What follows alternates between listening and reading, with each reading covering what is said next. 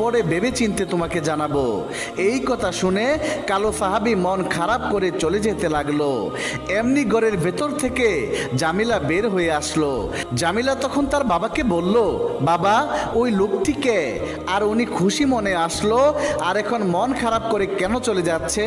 মেয়েটির বাবা তখন বলল, মারে, আল্লাহর রাসূল রাহমাতুল্লিল আলামিন এই লোকটির সাথে তোমার বিয়ে দেওয়ার জন্য আমাকে চিঠি পাঠিয়েছে।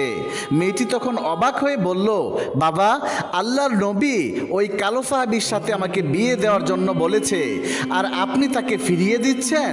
এটা আপনি কি করলেন? বাবা, এটা তো আমার 7 জন্মের ভাগ্য যে আল্লাহর রাসূল আমাকে ওই কালো সাহাবীকে বিয়ে করতে বলেছেন।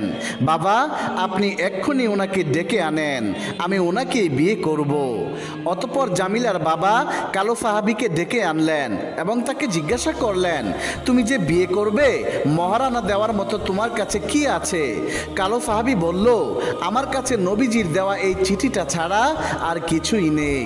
সুন্দরী মেয়ে জামিলা তখন বলল, বাবা, তুমি তো অনেক ধনী ব্যক্তি, তোমার কাছ থেকে কিছু অর্থ তাকে দিয়ে দাও, সে ওইটা দিয়েই মহারানা আদায় করবে।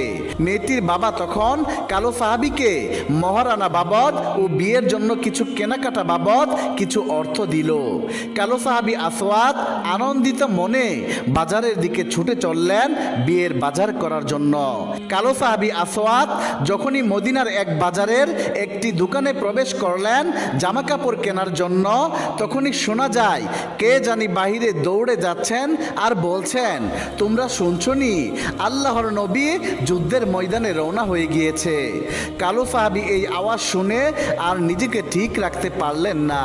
সে বিয়ের জন্য জামা কাপড় না কিনে ওই টাকা দিয়ে অন্য